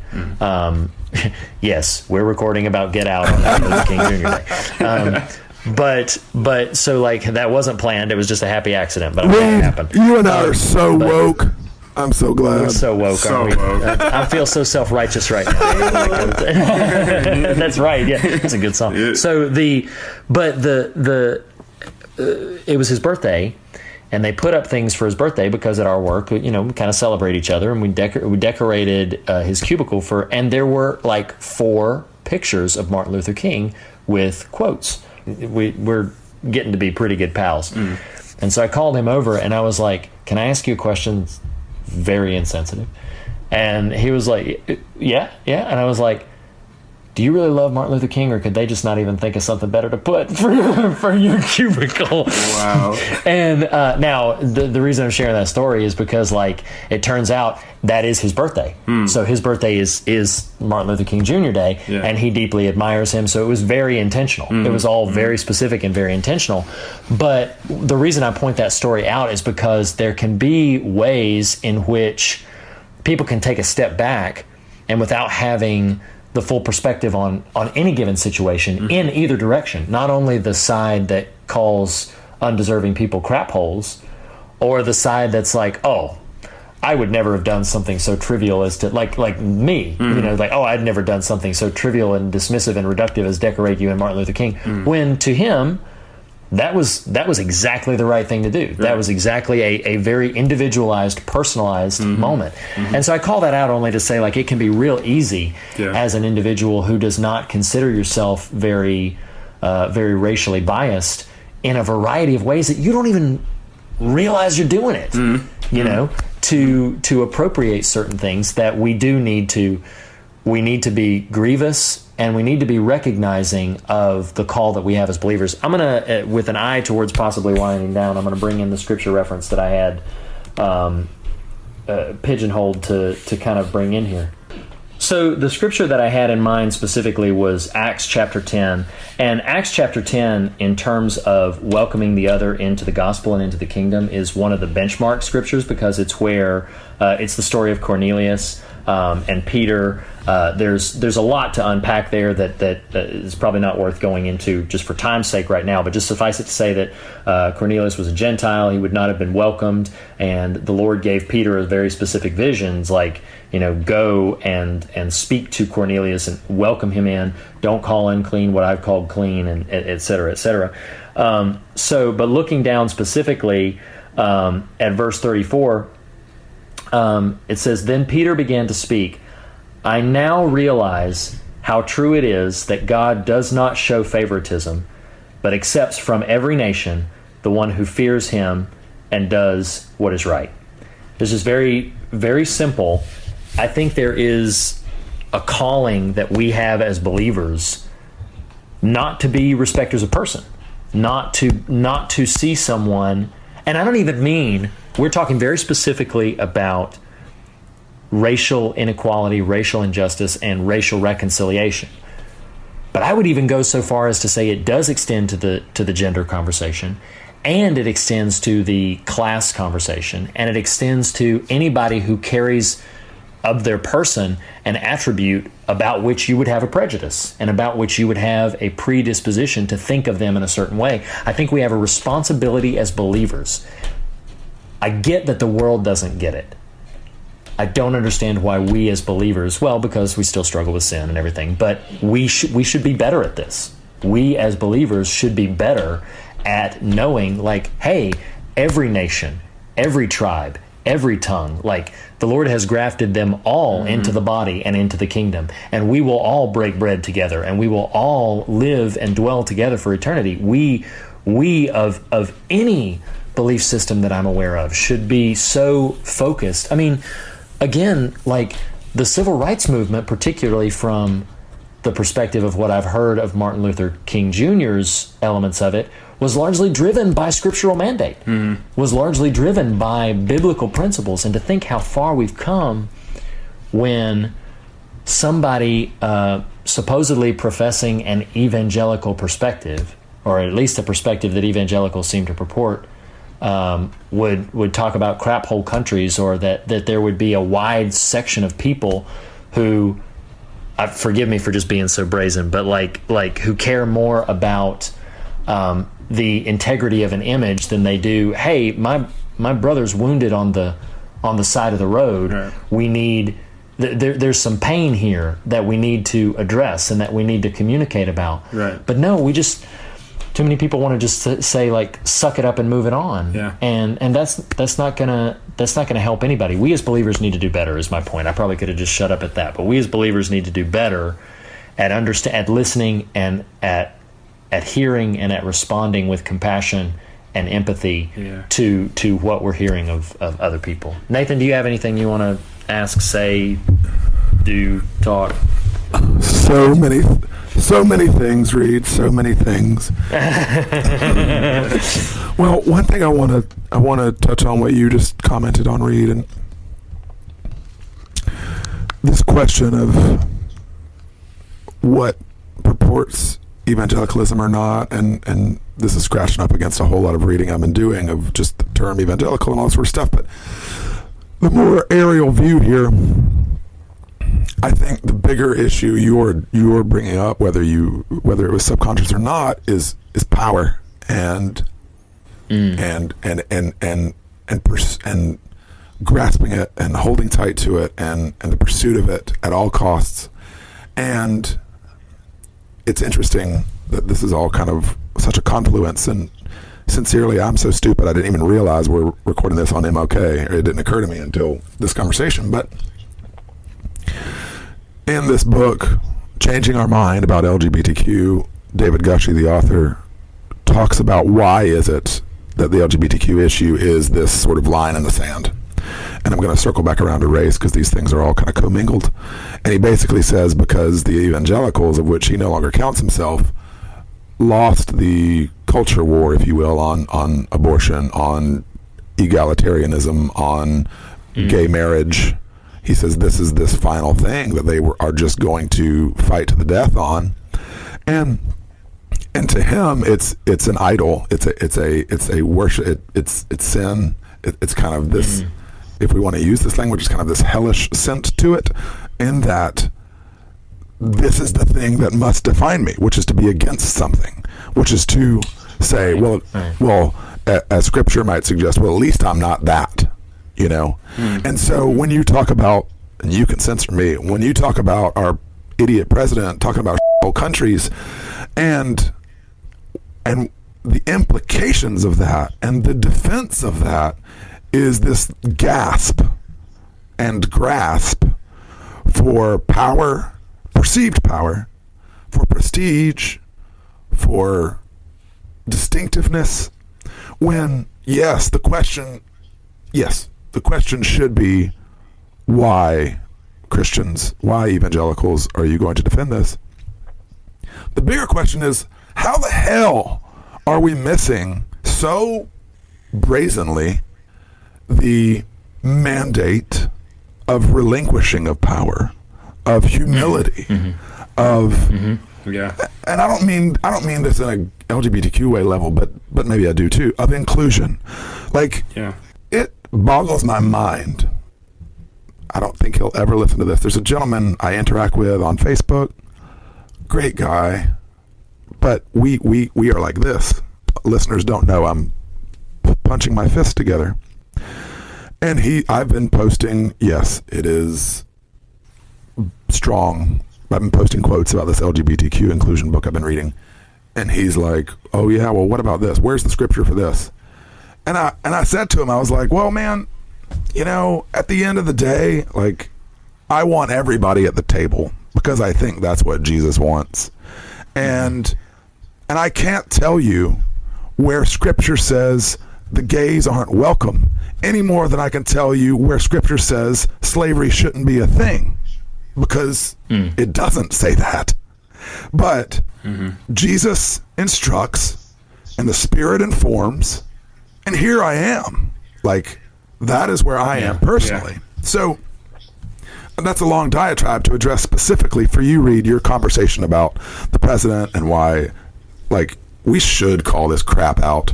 And which, hear me, there is grace. There's grace for Donald Trump.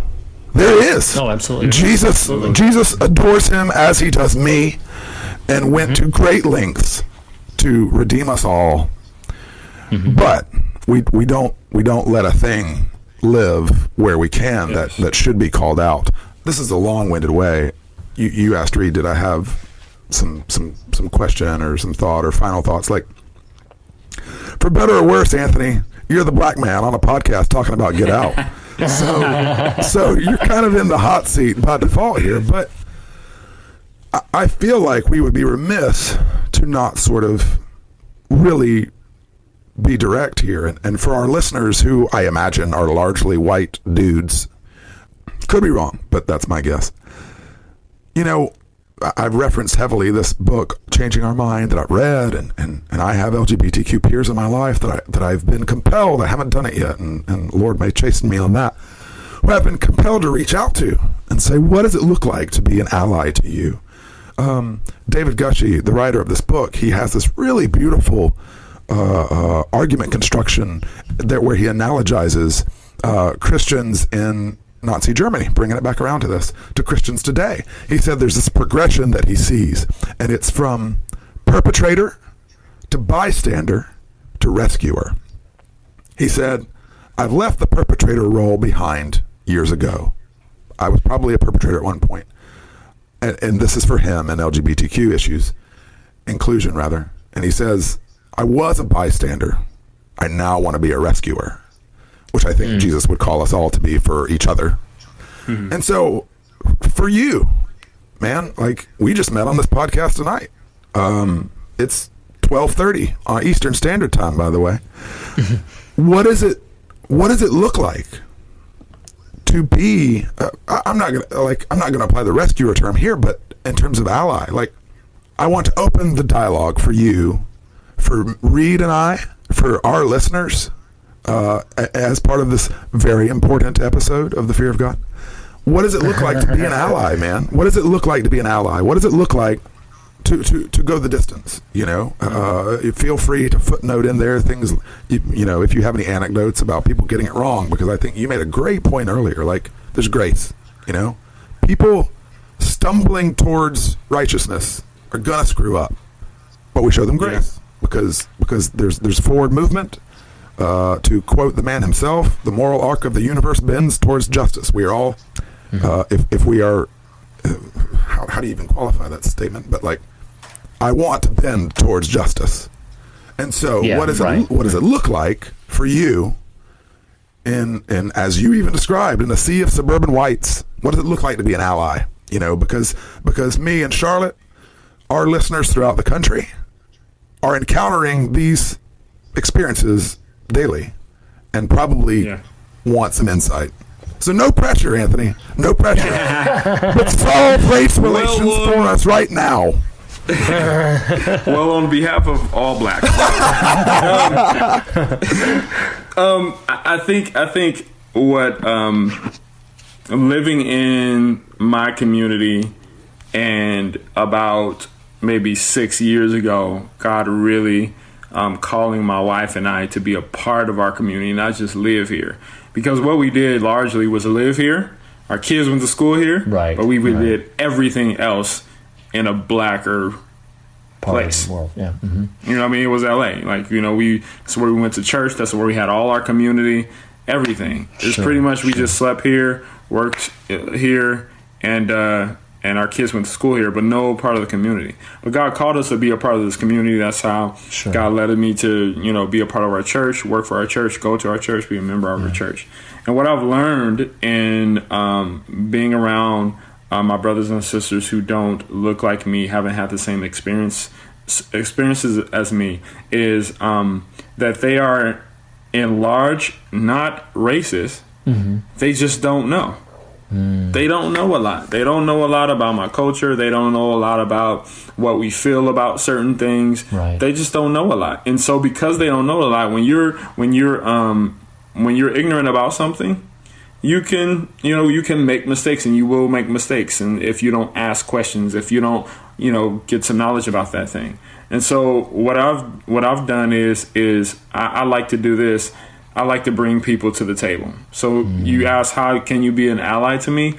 Let's go to the table. And the table to me is, hey, let's bring our commonalities together.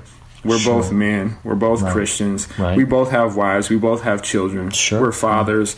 Let's bring all that commonality together, and let's come together on the common themes of our lives that pull us together. Let's come together on that. Let's agree that Jesus is good for Christians, and that he's righteousness, and we want to live the way he tells us to live. With people who aren't Christians, let's just come together on those things I just said. Let's come together, and then as we come together, just get to know me as a person. That's what it takes to be an ally. Just to get to know me as a person, who I am, what makes me tick. What things make me grieve, and what things make me happy. Let's get to know one another. And then as we get to know one another, as we come together with those commonalities, what we're doing right there is, let's not bring any of the things that separate us to the table right now. Let's just come together with our commonalities. And then the next thing is truth. Bring truth and love. If you can tell me the truth about what you're feeling and not feel scared because you already know me as a person, I'm already your brother, you can tell me what you really feel. Reed, because I know him really well, can call me up anytime he wants to talk to me and say, and he might preface it by saying, this is going to sound really insensitive, but I want to know this.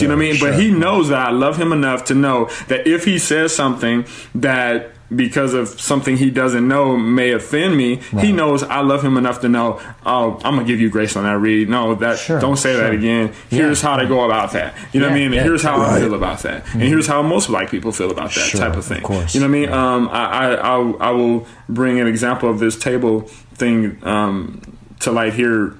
Recently, a couple of our friends who we've hung around with a long time since we've been at our at the school we go to out here. Our school that we send our children to is a private school, private Christian school, is predominantly white. And both our friends are different nationalities. One is Hispanic and one is a white couple. And so we were talking about something happened with our kids, with a white little boy and my little boy who's black, talking about the N-word. And they talked about the different kinds of N-words. They talked about the Nigger, Nigga. They talked about, what the difference between those two, right?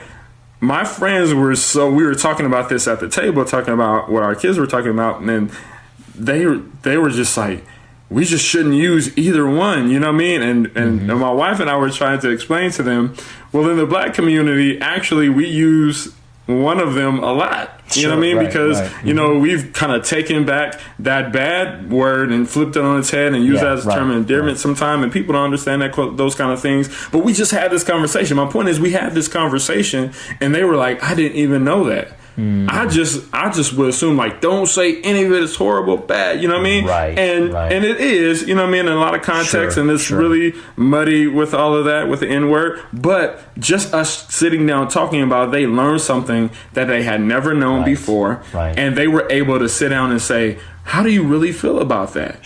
What do you feel about that? You know what I mean? And they brung the truth, and they spoke the truth in love to me. And I was able to hear it in grace and say, yeah, well, here's how we feel about it. And then being able to tell them, man, this is how it hurts us, and this is what we think when white folks may say it, or when they say this or that, whatever. You know what I mean? They were able to bring truth, and I was able to tell them truth that, that helped them understand me more. You know what I mean?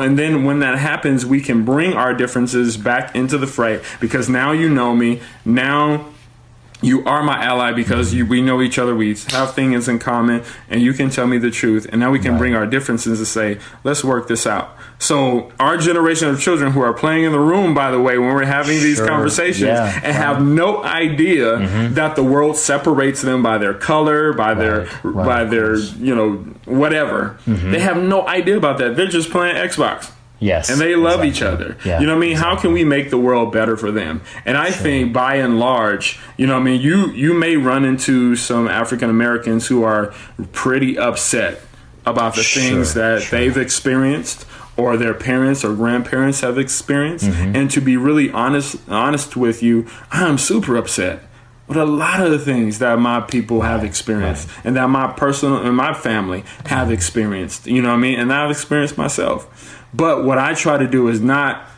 dump that on you, Reed, because that's not you're not the one who did that to me. Right. So I try not to dump that on you. Now, when we talk about this, some of that passion and some of that rage and anger may come out. Yeah, of course. So understand that, and try to have some grace in that. You know what I mean? And I understand for you too. I had a friend who told me, who just sat down and had a really candid conversation with me, and he said, I don't want to be guilty. And what do you really want from us? And it was so. I was like, I love you just for asking those questions. Sure. Right. Just for telling me that you don't want to be guilty and you won't be guilty and you want to know what we want. I love that. I love that you said that to me. Now let's talk. Yeah. And because of that conversation, we have become better brothers, better friends. Right. And he is an older white gentleman. You know what I mean? That I love dearly. Yeah. You know what I mean? And so that's how you can be my ally. Come to the table.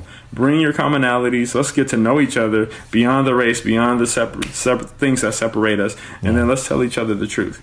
And then when we tell each other the truth, we can get to some healing. That's awesome. I'm going to be real selfish right here and say that the fear of God is the beginning of wisdom, but not the end of the conversation. Because I mean, like, I think that's really good. Just have the conversation, sit down, have the talk. Anthony, we're going to do something real quick right here that I'm delighted to invite you to be a part of. We do with every film that we review, we rate in a very specific metric, that in number of David S. Pumpkins, the Saturday Night Live character, Tom Hanks. So we do three basic measurements. We rate it on a scale of 1 to 5. Okay. In style, in its scares, and in its substance. Okay. So style can mean whatever you think it means. To me, it means sort of like the film craft, and for Nathan, it means usually more like how much he enjoyed it. Scares, kind of obvious, it's fear factor, and then substance, how much is there in it to think about and talk about, etc., like that. So, you ready? We're going to bring in David S. Pumpkins, wrap this episode. I'll go ahead and start, and then we'll go around the table this way. So, for style, I mean, I think honestly, I would give Get Out. I think I'm going to give it a 4.5 on style. I would be tempted to give it a 5, but there are a couple of things that I think maybe, like we talked about with the ending, or a couple of choices that could have gone in different directions. But I still think it's a very fully realized, fully fleshed out piece. Anthony, what would you give it in terms of style on a scale out of 5? Style, I think, when I think about style, I think about the music, I think about the overarching theme and shots, cinematography. Sure, really yeah, of course, yeah. So I think, with that, I would give it a 4.0. Okay, all right, You got it. Nathan, what would you give for style? I'm going to give it a 5. I think that it is incredibly gripping and enjoyable the first time. I think it's eminently rewatchable. Sure. I really don't. There is little to nothing I would look at and say, I would have done that differently. I just think it's solid. Sure. Well, what would you give it for its scares, for its fear factor? Well, it's funny. I was thinking about that just a second ago when you were introducing Mr. Pumpkins, and I think it's very scary. especially that first watch. I'm going to give it a 4 because I didn't even mention, I call him groundskeeper Willie, running across the field, or which is scary as crap. And like, if you don't know the context of the movie, some of this stuff is just terrifying. And then grandma in the car at the end, like all of that stuff. Oh man! So on a pure, just kind of horror movie level, it totally works. So I'm gonna give it a 4. All right, Anthony, what would you give it for scares? So we didn't get to talk about this, but one of my favorite parts of the movie is when grandma was talked to Chris at the cell phone scene. Oh yeah. And she has her big flip out. She flips out because the person who she really is trying to come back to the surface, but she chokes her back down and then starts, and she cries a little bit. It's the freakiest scene in that movie to me. But a lot of those things, and she is a really big freak factor to me in that. But it was pretty good and scary, so I'll give that a 4.5. Okay, all right. 4.5. I think for me with scares, I'm like you, Nathan. I'm gonna land at a 4. There's some creepy scenes. I think just overall, I think there's a lot of tension in that last half hour. Like once the whole conceit has been revealed, the tension ratchets up really well. I'm gonna give it a 4 for that. Anthony, I'm gonna pivot to you for our last one for substance. What would you rank it for general substance? You know what I mean? Just because of the content and. Man, it has so much in it. Sure. It had a lot of substance for me, and I would watch it over and over because of that. Sure. And because it's a smart horror movie, so I'll give it a 5. All right, awesome. I'm going to echo that. I think there's definitely a wealth of things to talk about. It's conversation starters, both in the bizarre, the macabre, the abstract, and the very literal. So yeah, I'm going to give it a 5 as well. Nathan, what about for you? A 0. I'm just kidding. Totally. No, I mean, I'm going to give it a 5. I think the very essence of this movie is substance. And that's, to me, what's so impressive about it is the heart of the film is about things. And he dresses it up in a very amazing fashion with the horror and the comedy and the performance and the script. Sure. And the conceit. So, yeah, a 5. Awesome. Well, that means that we officially, at Fear of God rating, we give the wonderful Jordan Peele directed Get Out a 9 out of 10. Wow. David S. Pumpkins. So amazing. That's a sizable. I think the only other film to ever really get that was The Visit, right? I'm teasing you. We've given a couple of full 10s before, but man, 9 out of 10 is a hearty rating, and I think Get Out well deserves it. I'm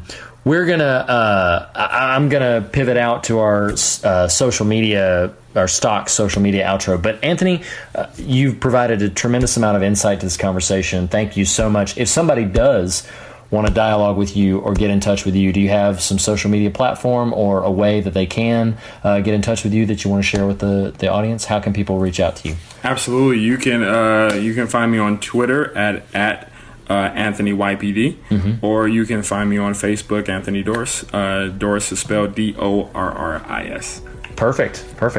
Well, again, thank you so much for being here, taking time out of your evening to be with me. Nathan, I know you are hoarse as a horse.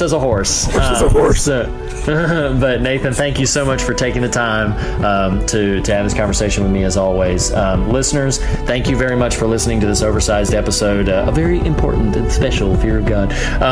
But sincerely, thank you very much, listeners. We appreciate all of you. Anthony, appreciate you so much. Nathan, I appreciate you. And guys, we'll check out social media to see where we'll be, and we'll catch you next time. All right, bye.